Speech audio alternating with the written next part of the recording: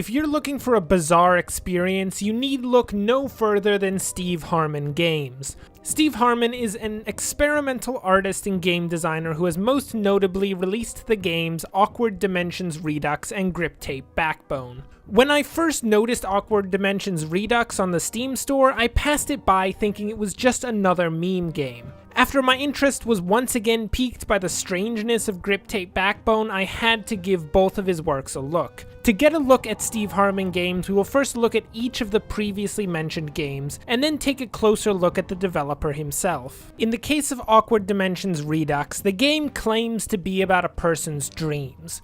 The first scene shows the choppy images of someone in bed drifting to sleep. From there, the player is left to explore the mindscape of the dreamer. With the simple controls of walking and interacting with objects, it is the player's job to figure it out from there. The gameplay is broken up into different scenes, each of which are moved between by either passing through a door or achieving some goal in the level. In each scene, the player deals with a different thematic or gameplay element. One might be focused on surveillance, while another is a mock-up of Mirror's Edge. While at first the separate scenes will seem like disconnected entities, they will eventually thematically converge. Each one expresses a separate element of a greater question being asked. Awkward Dimensions Redux really focuses on a person's value in the modern world. It challenges a numerical basis of meaning by critiquing the modern standardized testing systems. The juxtaposition of a monotonous classroom environment with explanations of one's hard work and achievements reveals the dehumanization inherent in reducing a person to numbers.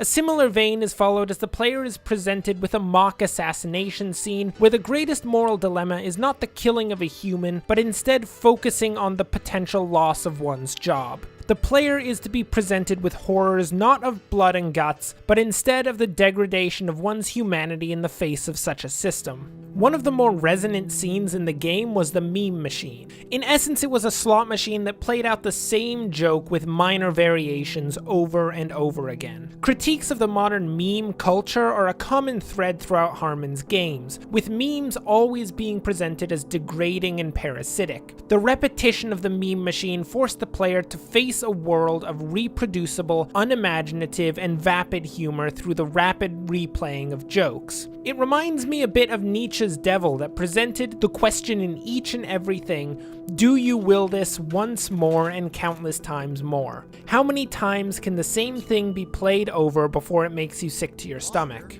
The tool that is perhaps used the most in this piece is the cut. Cuts are few and far between in gaming. Most often a cut is replaced by a cut scene that masks the potentially jarring nature of the cut and presents some plausible rationale for the player's movement. In the case of Awkward Dimensions Redux, there is nothing masking cuts. They show up unceremoniously, often pulling the player directly out of the action of the scene. The result is a jarring discomfort that not only leaves the player disoriented in a suddenly new environment, but also keeps them on edge, never quite sure when the next cut will come. The whole game exudes a feeling of unease, and the cuts only support that atmosphere. While there are a lot of experimental and insightful points in Awkward Dimensions Redux, there are some problems. The biggest problem is whenever more mechanics were added to the game. I can think particularly of the Mirror's Edge parody and the chapter Curfew. Both added a challenge and a risk of death. The Mirror's Edge parody was not too difficult, but required the player to quickly synthesize a new set of rules in order to move through the environment. Between that synthesis and the rather clunky movement controls, this particular scene was less than appealing.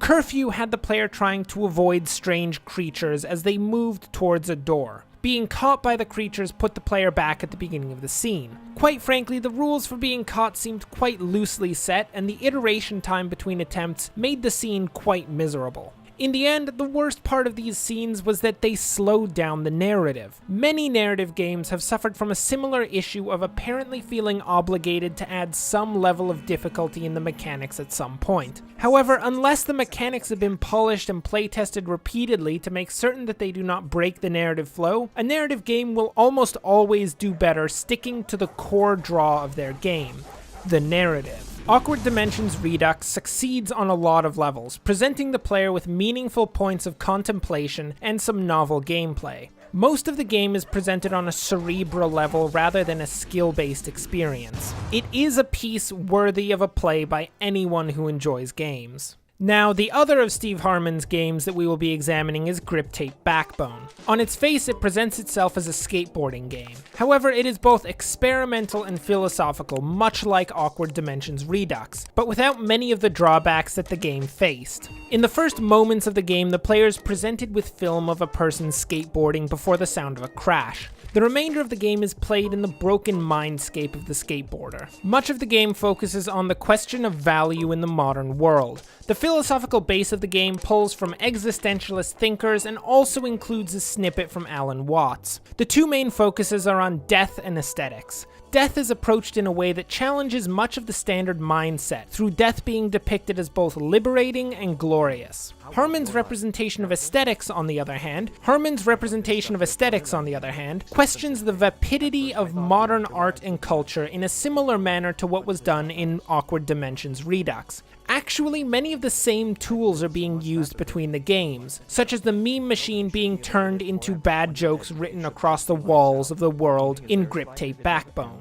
Griptape Backbone also argues about the meaning and value of life in various ways. In some instances, the game presents a conception of life as being fulfilled through death. An interaction with a strange skeleton causes the player to question the value of living forever, and along the same vein, there are questions of whether the mere memory of a thing is enough to keep it alive. Oddly enough, this idea is brought up in respects to the Harambe meme. Unlike Awkward Dimensions Redux, this game takes a strong stance on its ideologies. Death is clearly presented as not being the wholly negative experience that contemporary culture sees it as. What is likely a more controversial part of the game is Griptape Backbone's use of the player's computer. Pulling no doubt from the player's Steam account, the player's name is automatically added to the game along with one mechanic writing files directly to the desktop. While putting the player's name into the game is rather innocent and a bit clever, the nature of the file that is placed on the desktop is potentially concerning to some players. The ramifications of mechanics such as these, which are liminal mechanics, are more complex than I can get into in a single review. If you are interested in a deeper discussion about this type of game mechanic, you can take a look at the YouTube channel Extra Credits video on the topic called Liminal Space. Regardless of the ramifications of the actions, Griptape Backbone uses the world outside of the game to solidify much of the commentary that is made inside of the game by tying it to more concrete objects. This game was, in my opinion, more skillfully crafted than Awkward Dimensions Redux. Difficulty is not created by adding foreign mechanics into a game, instead being integral to the experience itself. The skateboarding controls are not great, but they are usable. The combination of odd controls for the sake of metaphor, and the fact that the player is left to master only one control system, makes the experience far more bearable. Many of the philosophical points that are trying to be expressed in Griptape Backbone are far more salient than those in Awkward Dimensions Redux, perhaps because the former is more pointed. Awkward Dimensions Redux tries to express a lot, while Griptape Backbone focuses its experience on its two key points. There is no doubt that Griptape Backbone is worth giving a look. It is confident in its message and treads into territory that is almost completely foreign to games by using liminal space. Given that it is free, there is no reason to not see what Griptape Backbone is doing. So here we have examined two of Steve Harmon's games in some detail. They both show quite promising attributes. They are not afraid to tread into meaningful and often controversial philosophical territory. While their controls and the experience overall may be a bit strange, that rarely took away from the overall experience. Not only were the experiences good, but I would dare say that Griptape Backbone was a significant improvement over Awkward Dimensions Redux. If Harmon continues to improve his craft along these lines, we are likely to see some true masterworks out of him. I hope that Harmon continues to create pieces like these because there is a lot to learn from these strange gaming gems. With that, thanks for watching and, as always, enjoy the rest of your day.